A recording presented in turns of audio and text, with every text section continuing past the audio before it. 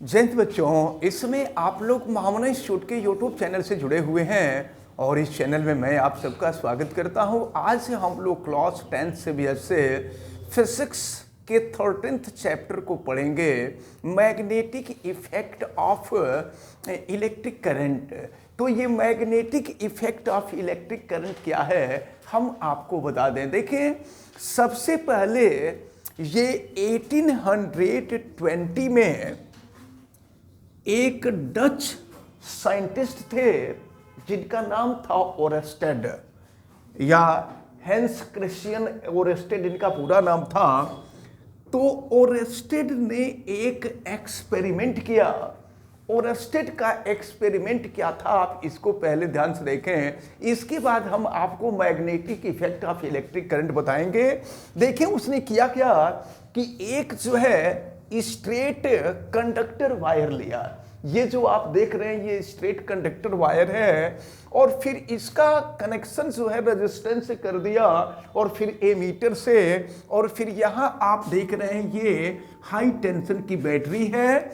और फिर इसके बाद उसने किया क्या कि यहाँ नीचे जो आप देख रहे हैं नीचे की लगी हुई है और फिर जो है इसका स्विच ऑन किया गया। जब स्विच ऑन किया गया तो आपको मालूम है इलेक्ट्रिक करंट जो होता है वो इलेक्ट्रिक करंट पॉजिटिव पोल्स से फ्लो होता है और ये इलेक्ट्रिक करंट फ्लो हो करके ऐसे इस सर्किट के अंदर जो है करंट फ्लो होने लगे। अब हम आपको ये बता दें कि आप कंपास के बारे में पढ़े होंगे। तो कंपास होता ये है कि इसका जो शेप होता है बहुत छोटा सा, एक छोटे से बॉक्स में होता है जो स्फेरिकल बॉक्स होता है और उसमें ये कंपास इसी साइज का होता है। और कंपास की ये स्पेशलिटी होती है कि अगर कंपास के आसपास में कोई मैग्नेट नहीं है तो ये हमेशा साउथ नॉर्थ डायरेक्शन में ये स्टे करती है। अब जरा आप ध्यान पूर्वक देखें, यानी ये साउथ नॉर्थ डायरेक्शन में क्यों स्टे करती है, बाद में चल करके आप लोगों को ये पढ़ना है कि इसका साउथ और नॉर्थ पोल ही क्यों होता है, इसका ईस्ट और वेस्ट पोल क्यों नहीं होता है। तो अब हम आपको बताने जा रहे हैं ओरेस्टेड का प्रयोग। ओरेस्टेड का क्या प्रयोग था, तो देखिए उन्होंने किया क्या कि सबसे पहले तो स्विच ऑफ कर दिया। स्विच ऑफ करने का मतलब ये हुआ कि सर्किट के अंदर जो है करंट फ्लो होना बंद हो गया। तो अब इसके बाद जब सर्किट के अंदर करंट फ्लो होना बंद हो गया तो इसके नजदीक एक ये जो मैग्नेटिक नीडल कह सकते हैं या जो कंपास नीडल होता है, कंपास नीडल को लाया। अब compass needle south north direction में स्टे तब करता है जब इसके आसपास कोई अनदर मैग्नेट न हो। तो अब देखिए क्या हुआ, ये जब इसके अंदर करंट फ्लो नहीं हुआ तो ये जो कंपास नीडल थी, ये compass needle south north direction में स्टे करती थी। लेकिन इसके बाद क्या किया गया, इसके अंदर ये स्विच ऑन कर दिया गया और स्विच ऑन करने के बाद इसके जब स्विच ऑन किया गया तो इसके अंदर करंट फ्लो होने लगी। और जब करंट फ्लो होने लगी तो ये देखा गया कि ये जो कंपास नीडल है, जो कंपास नीडल पहले साउथ नॉर्थ डायरेक्शन में स्टे करती थी, अगर साउथ नॉर्थ डायरेक्शन ये है तो जब इलेक्ट्रिक करंट फ्लो होने लगता है तो इसमें मूवमेंट होने लगता है और ये साउथ नॉर्थ डायरेक्शन से घूम करके थोड़ा सा डिस्प्लेस्ड हो जाती है या किसी दूसरे डायरेक्शन में ये जा करके स्टे होती है। अब इसके बाद फिर क्या किया, इसके अंदर जो करंट का डायरेक्शन था, ये ओरेस्टेड का एक्सपेरिमेंट में बता रहा हूं। इसके बाद उन्होंने क्या किया कि ये बैटरी के डायरेक्शन को चेंज कर दिया। बैटरी का डायरेक्शन चेंज करने का मतलब ये हुआ कि इधर जो पहले प्लस था इधर माइनस कर दिया, फिर प्लस, फिर माइनस, प्लस और फिर माइनस और फिर प्लस, यानी करंट का जो डायरेक्शन था, करंट का डायरेक्शन चेंज कर दिया गया। इधर माइनस आ गया, इधर के तरफ प्लस आ गया। तो जब करंट का डायरेक्शन चेंज कर दिया गया तो अब करंट जो इस डायरेक्शन में फ्लो हो रही थी अब अब इसका डायरेक्शन अपोजिट हो गया। जब अपोजिट हो गया तो फिर ये देखा गया कि अब ये जो मैग्नेटिक निडल है, या हम कह सकते हैं कि ये जो कंपास निडल है, अगर कंपास निडल पहले लेफ्ट डायरेक्शन में मूव होती थी, तो अब दूसरी बार जब अपोजिट डायरेक्शन में इसके अंदर करंट फ्लो हो रहा है तो वो राइट डायरेक्शन में मूव होने लग रही है या डिस्प्लेस्ड हो रही है, उसमें मूवमेंट होने लग रहा है।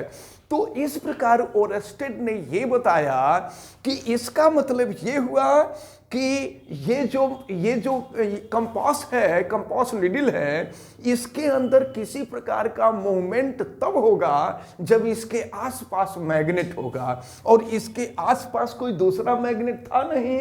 और जब इसके अंदर करंट फ्लो नहीं होती थी तो ये जो मैग्नेट निडल थी ये साउथ नॉर्थ डायरेक्शन में स्टे करती थी, लेकिन जब इसके अंदर करंट फ्लो होने लगता था तो ये साउथ नॉर्थ डायरेक्शन से डिस्प्लेस्ड हो जाती थी। और जब करंट का डायरेक्शन चेंज किया गया तो इसके डिस्प्लेस्ड होने का जो डायरेक्शन था वो भी चेंज हो गया। तो अब इस प्रकार ओरस्टेड ने ये बताया कि जब किसी कंडक्टर वायर में इलेक्ट्रिक करंट फ्लो होती है तो उसके चारों तरफ मैग्नेटिक फील्ड क्रिएट हो जाता है। यानी किसी भी कंडक्टर वायर में जब इलेक्ट्रिक करंट फ्लो होती है तो वो कंडक्टर वायर जो है मैग्नेट की तरह बिहेव करने लगता है और उसके चारों तरफ मैग्नेटिक फील्ड जो है जनरेट हो जाता है। This effect is called magnetic effect of electric current. अगर इसके अंदर करंट नहीं फ्लो हो रहा है तो मैग्नेट नहीं जनरेट हो रहा है, और जब करंट फ्लो हो रहा है तो मैग्नेट जनरेट हो जा रहा है। तो अब ये जो मैग्नेटिक फील्ड जनरेट हो रहा था इसका रीजन था केवल इलेक्ट्रिक करंट, इसलिए this effect is called magnetic effect of electric current. एक चीज और हम आपको बता दें कि ये मैग्नेटिक इफेक्ट से बचने के लिए आप देखते हैं घरों में हम लोगों के जो वायरिंग होती है, वायर के ऊपर जो है प्लास्टिक का या रबर का कवर चढ़ा दिया जाता है। प्लास्टिक या रबर का कवर इसलिए चढ़ाया जाता है कि उसके चारों तरफ जो है मैग्नेटिक फील्ड जनरेट न हो। अगर मैग्नेटिक फील्ड जनरेट होगा तो हम लोगों के लिए काफी हार्मफुल होगा। रीजन ये है कि आपको पता है कि हम लोगों के शरीर में ब्लड होता है। आप सुने होंगे कि जब किसी व्यक्ति को ब्लड की कमी हो जाती है तो उसको आयरन की गोली दी जाती है कि आयरन की गोली खाइए। तो आयरन की गोली खाने का मतलब क्या हुआ? आयरन की गोली खाने से जो ब्लड की कमी होती है वो ब्लड की कमी पूरी होती है। इसका मतलब ये हुआ कि हम लोगों का जो ब्लड होता है उस ब्लड में ये आयरन सफिशिएंट अमाउंट में पाया जाता है। और जब आयरन सफिशिएंट अमाउंट में पाया जाता है, और सपोज कीजिए हम लोगों के घर में जो वायरिंग हुई है, वायरिंग में अगर वायर के ऊपर अगर कवर नहीं चढ़ाया गया होता प्लास्टिक या रबर का, तो फिर होता क्या कि उसके अंदर करंट फ्लो होती, और करंट फ्लो होती तो उसके चारों तरफ मैग्नेट क्रिएट हो जाता, मैग्नेटिक फील्ड जनरेट हो जाता, और उसके पास हम जाते तो मैग्नेटिक फील्ड की ये क्वालिटी होती है कि वो आयरन को जो है अपने तरफ अट्रैक्ट करता है। तो अगर उसके ऊपर वायर के ऊपर अगर ये कवर नहीं चढ़ाया गया होता तो हम लोगों का जो बॉडी है वो आयरन की तरह बिहेव करती है, और इसलिए अगर हम दूर ही रहते तो वो हमको अपने तरफ अट्रैक्ट कर लेता, और इस प्रकार हमको इलेक्ट्रिक करंट जो है हमारे अंदर फ्लो होने लगता और हमारे जान को खतरा हो जाता। तो आप सुने होंगे पहले लोग यह कहा करते थे, या अभी भी लोग कहा करते हैं कि इलेक्ट्रिक करंट जो होती है वो दूर से ही आपको खींच लेती है। तो ये सच्चाई है, लोग गलत नहीं कहा करते, इलेक्ट्रिक करंट आपको दूर से ही खींच लेती है, लेकिन वो तब खींचेगी जब वायर जो होगा वो नेकेड होगा, उसके ऊपर कोई कवर नहीं होगा। आप देखे होंगे बड़े बड़े जब हाई वोल्टेज के करंट जो फ्लो होते हैं पोल के ऊपर से, उसके ऊपर कवर नहीं होता है। और किसी प्रकार अगर कोई व्यक्ति बाहर से अगर दूर ही रहता है तो वो करंट जो है उस व्यक्ति को खींच लेती है अपने तरफ, और इसके बाद वो व्यक्ति जो है या तो बर्न हो जाता है, या वो डिस्ट्रॉय हो जाता है, या डेड हो जाता है। तो कहने का मतलब हमारा ये है कि ओरेस्टेड का एक्सपेरिमेंट यही था कि जब किसी कंडक्टर वायर में इलेक्ट्रिक करंट फ्लो होती है तो उसके चारों तरफ जो है मैग्नेटिक फील्ड जनरेट हो जाता है, और इस इफेक्ट को ही कहा जाता है magnetic effect of electric current. अब हम लोगों को एक इंपॉर्टेंट टर्म पढ़ना होगा और वो होगा मैग्नेटिक फील्ड। मैग्नेटिक फील्ड के बारे में पढ़ना होगा। लेकिन मैं आपको बता दूं कि कई बार आपसे कहा जाता है कि एक्सपेरिमेंट आपको दिया जाता है कि आपको कोई मैग्नेट दे दिया जाएगा और बताया जाएगा, पूछा जाएगा कि बताइए इस मैग्नेट का कौन सा साउथ पोल है और कौन सा नॉर्थ पोल है। तो इसके लिए क्या करेंगे, आप एक थ्रेड लेंगे, एक धागा लेंगे और धागे में उस मैग्नेट को बांध करके लटका देंगे। लेकिन आपको ये एक्सपेरिमेंट करते समय ये ध्यान में रखना चाहिए कि इसके आसपास जिस मैग्नेट को लेकर के आप एक्सपेरिमेंट कर रहे हैं, इस मैग्नेट के आसपास कोई अनदर मैग्नेट नहीं होना चाहिए। तो अब अगर इसको लेकर के फ्रीली कहीं आप टांग देते हैं, लटका देते हैं, तो ये हमेशा साउथ नॉर्थ डायरेक्शन में ही स्टे करता है। तो जो पोल इस मैग्नेट का जो पोल साउथ डायरेक्शन में होता है वो साउथ पोल हो जाता है, और जो नॉर्थ डायरेक्शन में होता है वो नॉर्थ पोल होता है। अब एक चीज और हम आपको बता दें, आप पहले भी पढ़े होंगे, मैग्नेट के दो टाइप होते हैं। There are two types of magnet. First जो होता है वो हार्स-शू मैग्नेट होता है। तो हार्स-शू मैग्नेट, ये इसलिए इसको हार्स-शू मैग्नेट कहते हैं क्योंकि हार्स का जो पैर का जो लोअर पार्ट होता है, फुट का जो लोअर पार्ट होता है, उसमें जो है ये नाल जिसको कहा करते हैं, हिंदी में नाल कहा जाता है, उसको नीचे की तरफ लगाया जाता है ताकि उसको चलने में, जब वो चले तो उसके पैर में किसी प्रकार का कोई डिफेक्ट ना हो। तो इसका जो शेप होता है बिल्कुल उसके नॉल की तरह होता है, इसीलिए इसको हार्स-शू मैग्नेट कहते हैं। और हार्स-शू मैग्नेट में एक तरफ जो है साउथ पोल होता है और दूसरे तरफ नॉर्थ पोल होता है। लेकिन एक चीज हम आपको बता दें कि इसका यूज बहुत कम होता है। नॉर्मली जो दूसरा वाला मैग्नेट होता है, दूसरे वाले मैग्नेट का हम यूज ज्यादा करते हैं, और दूसरे वाले मैग्नेट को हम बार मैग्नेट कहा करते हैं। तो बार मैग्नेट जो होता है वो इस तरह का होता है। और अब आप जरा ध्यान पूर्वक देखें, इसमें भी एक तरफ साउथ पोल होता है और दूसरे तरफ नॉर्थ पोल होता है। ये साउथ पोल हो गया, ये नॉर्थ पोल हो गया। अब इसके बाद जहां कहीं भी मैग्नेट होगा तो मैग्नेट के चारों तरफ मैग्नेट का इफेक्ट हो जाता है, जिसको हम मैग्नेटिक फील्ड कहते हैं। तो मैग्नेटिक फील्ड को हम डिफाइन कैसे करेंगे, तो देखिए मैग्नेटिक फील्ड को जो है, अभी तो हम मैग्नेटिक फील्ड लाइंस के बारे में हम आपको डिटेल में बताएंगे, लेकिन हम आपको बता दें कि मैग्नेटिक फील्ड को नॉर्मली ये जो क्रॉस है, इस क्रॉस से हम रिप्रेजेंट किया करते हैं, इस तरह से रिप्रेजेंट करते हैं मैग्नेटिक फील्ड को। अभी आगे चल करके हम आपको बताएंगे कि ये मैग्नेटिक, अभी हम आपको मैग्नेटिक फील्ड डिफाइन करने जा रहे हैं। इसके बाद जब मैग्नेटिक फील्ड लाइंस को हम आपको दिखाएंगे तो फिर बताएंगे कि मैग्नेटिक फील्ड लाइंस कैसे होते हैं। तो आप यहां देखें, अब जहां कहीं भी आपको मैग्नेटिक फील्ड को गवर्न करना है वहां पर आपको मैग्नेटिक निडल तो रखना ही पड़ेगा या कंपास निडल रखना पड़ेगा। अब इसके बाद हम करते क्या हैं, हम देखने जा रहे हैं कि magnetic field, what is the definition of magnetic field. ये मैग्नेटिक फील्ड क्या होता है, हम इसके बारे में पढ़ने जा रहे हैं। तो देखिए होता यह है कि अब हम जो है लेते हैं कंपास निडल और ये है मैग्नेट। तो जब कंपास नीडल को, सपोज कीजिए कंपास नीडल हम यहां रखे हैं, तो जब कंपास नीडल यहां होती है तो इसके डायरेक्शन में किसी प्रकार का कोई चेंज नहीं होता है, ये साउथ नॉर्थ डायरेक्शन में ही है। और आपको मालूम है कि जब किसी निडल के आसपास, जब कोई मैग्नेटिक निडल हो और उसके आसपास अगर किसी प्रकार का कोई मैग्नेटिक फील्ड नहीं होगा, उसके आसपास कोई दूसरा मैग्नेट नहीं होगा, तो ये साउथ नॉर्थ डायरेक्शन में ही स्टे करती है। तो यहां पर देखा जा रहा है कि जब इस मैग्नेटिक निडल या कंपास निडल को रखते हैं तो ये साउथ नॉर्थ डायरेक्शन में ही स्टे करती है। इसका मतलब ये हुआ कि इसके आसपास कोई मैग्नेटिक फील्ड नहीं है या मैग्नेट का कोई इफेक्ट नहीं है। लेकिन जब इसको धीरे धीरे ले करके हम यहाँ पहुँच जाते हैं तो यहाँ आने के बाद अब यह साउथ नॉर्थ डायरेक्शन से इसका डायरेक्शन धीरे धीरे चेंज होने लगता है।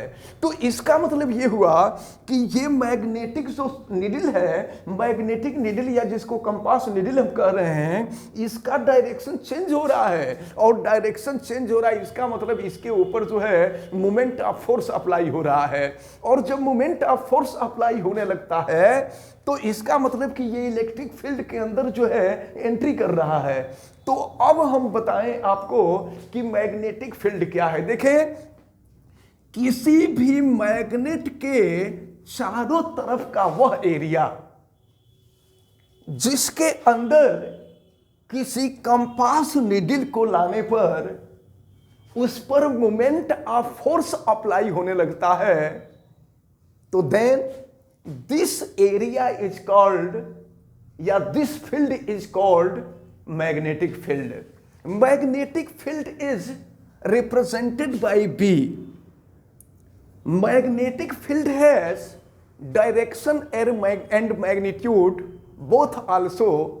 Hence, magnetic field is a vector quantity.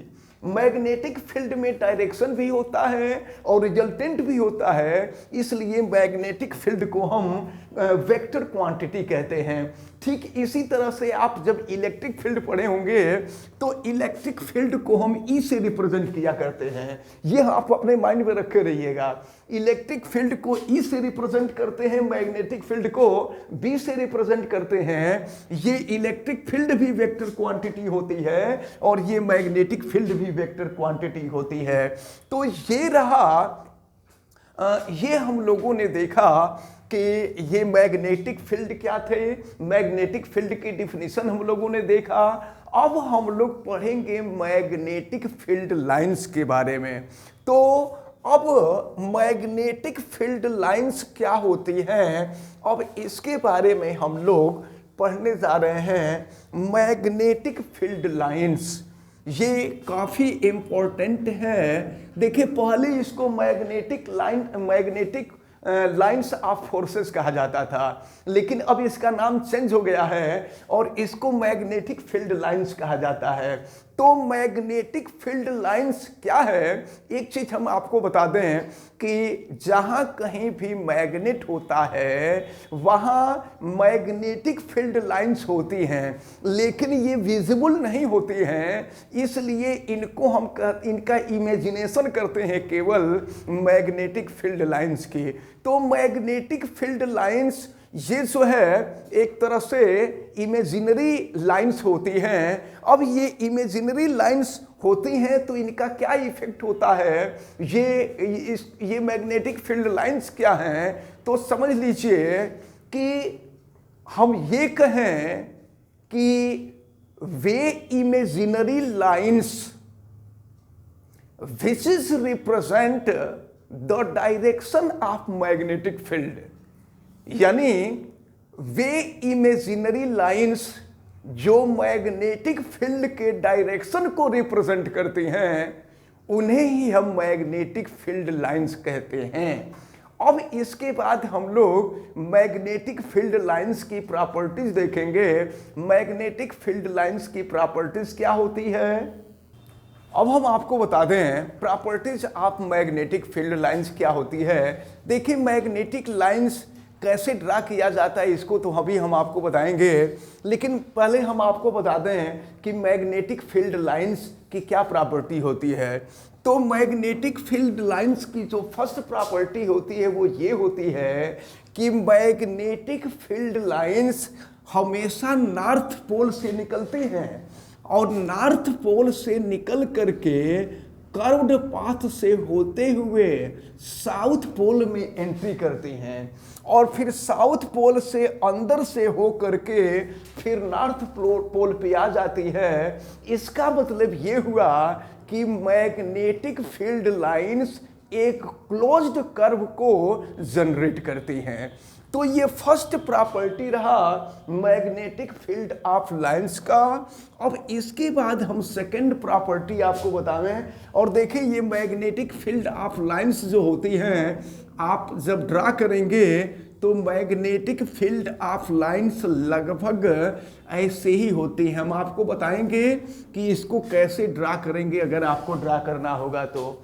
Magnetic field lines कि फर्स्ट स्पेशलिटी हमने बताया कि ये नॉर्थ पोल से निकल करके साउथ पोल तक जाती हैं और फिर मैग्नेट के अंदर से होते हुए नॉर्थ पोल पर आ जाती हैं, यानी ये जो है एक क्लोज्ड कर्व जनरेट करती हैं। अब इसके बाद जो सेकंड प्रॉपर्टी है वो ये है कि मैग्नेटिक फील्ड लाइंस एक दूसरे को कहीं इंटरसेक्ट नहीं करती हैं। इंटरसेक्ट न करने का मतलब क्या हुआ? सपोज कीजिए, यहां मैं दिखा रहा हूं, सपोज कीजिए कोई मैग्नेटिक फील्ड लाइंस इधर गई है और दूसरी मैग्नेटिक फील्ड लाइन इधर आवे, तो मैग्नेटिक फील्ड लाइन एक दूसरे को कभी इंटरसेक्ट नहीं करती। इसका रीजन क्या होता है कि जैसा कि अभी आपको बताया कि मैग्नेटिक फील्ड लाइंस जो है ये मैग्नेटिक फील्ड के डायरेक्शन को रिप्रेजेंट करती हैं। अब देखें, अगर हम यहां पर टेंजेंट लाइन ड्रा करें, अब देखिए जैसे ये मैग्नेटिक फील्ड है, इस मैग्नेटिक फील्ड पर हम टेंजेंट लाइन ड्रा करें तो it means direction of the magnetic field about this line. अब अगर एक दूसरा हम ये जो दूसरी लाइन है, इस दूसरी लाइन के ऊपर अगर हम टेंजेंट लाइन ड्रा करें तो ये मैग्नेटिक फील्ड के डायरेक्शन को इधर की तरफ रिप्रेजेंट करता है।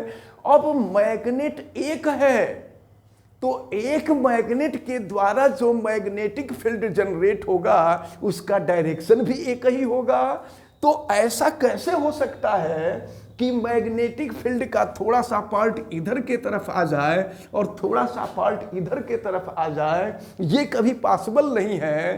तो इस प्रकार से हम कह सकते हैं जो सेकंड प्रॉपर्टी है मैग्नेटिक फील्ड लाइंस की वो ये है कि मैग्नेटिक फील्ड लाइंस एक दूसरे को कभी भी इंटरसेक्ट नहीं करती हैं।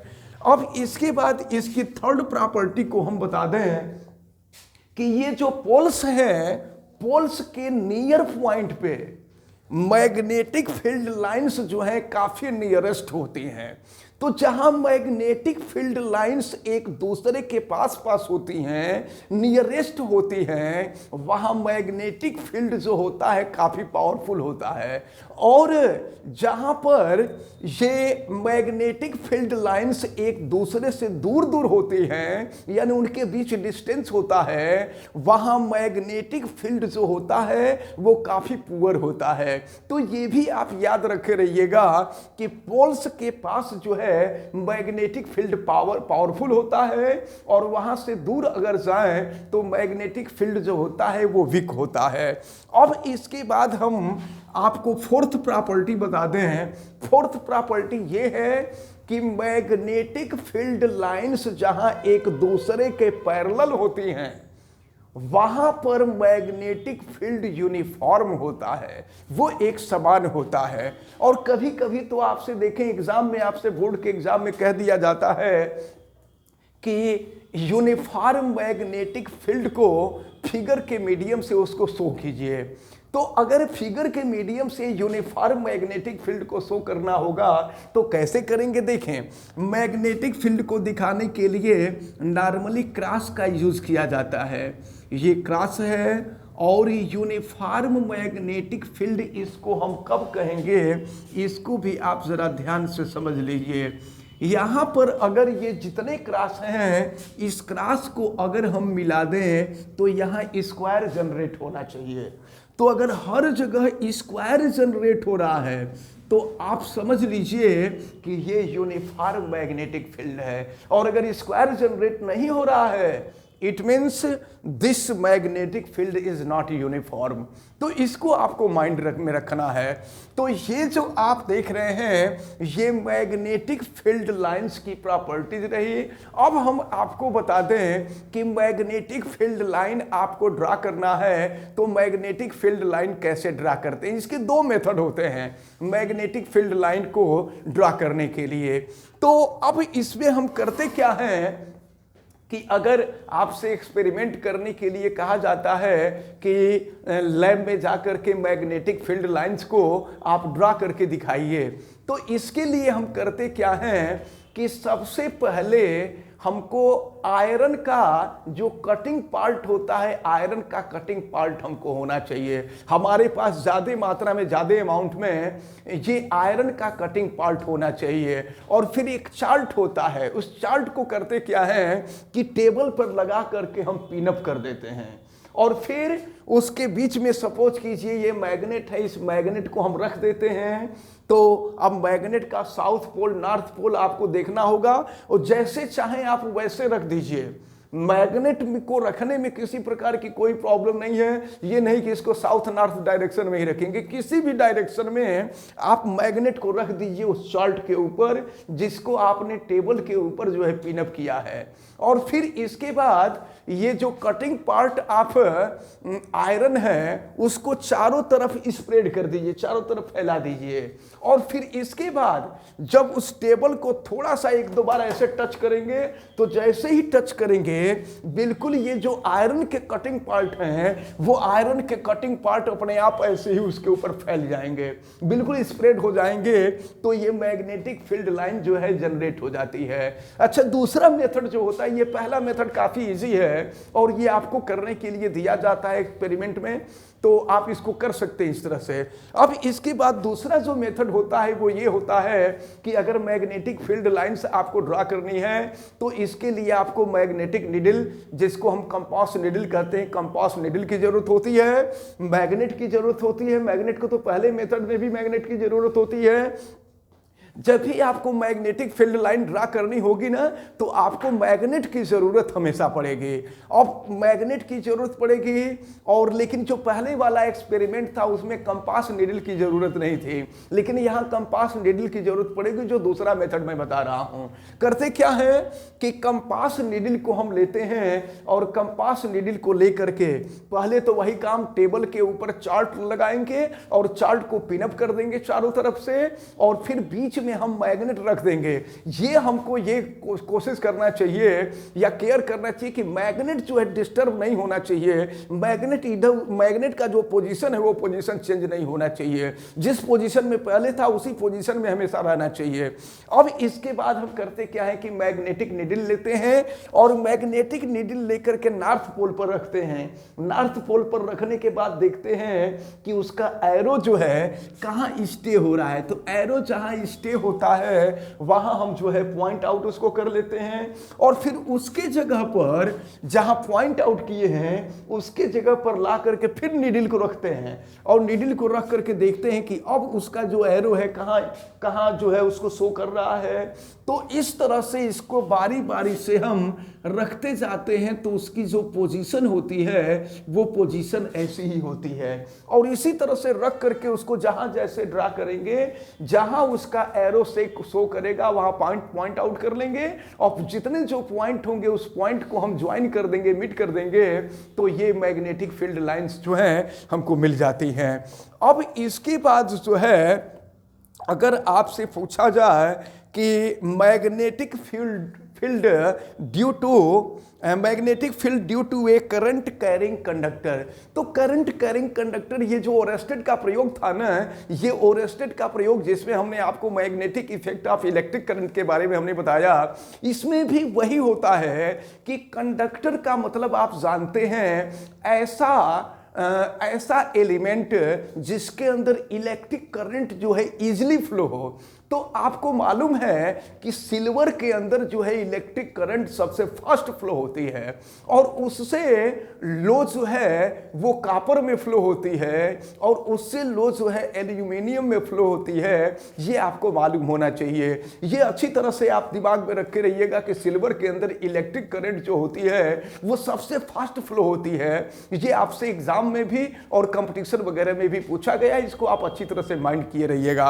अब हम आपको बता दें कि अगर ऐसा कंडक्टर जिसके अंदर इलेक्ट्रिक इलेक्ट्रिक करंट जो है कंटिन्यूअसली फ्लो हो रही हो तो उसको हम करंट कैरिंग कंडक्टर कहेंगे। और जैसा कि हमने एक्सपेरिमेंट ओरेस्टेड के एक्सपेरिमेंट में बताया कि जब किसी भी कंडक्टर के अंदर, कोई भी कंडक्टर हो, उसके अंदर करंट कंटिन्यूअसली जब फ्लो होने लगती है तो उसके चारों तरफ मैग्नेटिक फील्ड जनरेट हो जाता है। तो ये रहा magnetic field due to current carrying conductor. देखें, हम आपको बता दें कि अभी आप लोग क्लास 10th में हैं। क्लास 10th में इस चैप्टर में केवल आपको एक्सपेरिमेंट दिए गए हैं। जब यही आप 11th में जाएंगे तो यहाँ फार्मूलों का डेरिवेशन करना होगा, तो फार्मूलों का डेरिवेशन करके आगे हम आपको डिटेल में बताएंगे। फिलहाल यहाँ पर 4-5 जो है 4 या 5 एक्सपेरिमेंट हैं और सभी एक्सपेरिमेंट में हम लोगों को देखना है कि मैग्नेटिक फील्ड कैसे जनरेट होता है। और इसके बाद 1-2 चीज़ें जो इम्पॉर्टेंट हैं और वो है इलेक्ट्रिक जनरेटर। अगर इलेक्ट्रिक जनरेटर आपके सिलेबस में होगा तो इलेक्ट्रिक जनरेटर को भी हम लोग पढ़ेंगे। और फिर इसके बाद जो है ये इलेक्ट्रोमैग्नेटिक इंडक्शन, पहले आपके सिलेबस से निकल गया था, अगर इलेक्ट्रोमैग्नेटिक इंडक्शन होगा तो उसको भी पढ़ लेंगे। तो ये सब चीज़ें जो हैं बस इतनी इस चैप्टर में, बहुत ज़्यादा नहीं पढ़ना है और कोई फार्मूला भी नहीं है। और इसमें से 1-2 न्यूमेरिकल होंगे, हालांकि जब फार्मूला नहीं है तो न्यूमेरिकल कैसे होगा, लेकिन 1-2 न्यूमेरिकल हैं, उनको हम फार्मूला बता करके आपको बता देंगे। फिलहाल हमें उम्मीद है कि आज जितनी भी चीज़ें छोटी छोटी आपको बताई गई हैं ये सारी चीज़ें आपको अच्छी तरह से समझ में आई होंगी। आप वीडियो को लाइक ज़रूर कीजिएगा और अगर आप चैनल पे नए हैं तो चैनल को सब्सक्राइब भी कर लीजिए, बेल आइकन को भी प्रेस करें। और अगर किसी प्रकार की कोई दिक्कत समझ में आती है तो आप हमें कमेंट करके ज़रूर बतावें और वीडियो को मैक्सिमम स्टूडेंट तक शेयर करें। आप सभी लोगों का बहुत बहुत धन्यवाद। जय हिंद।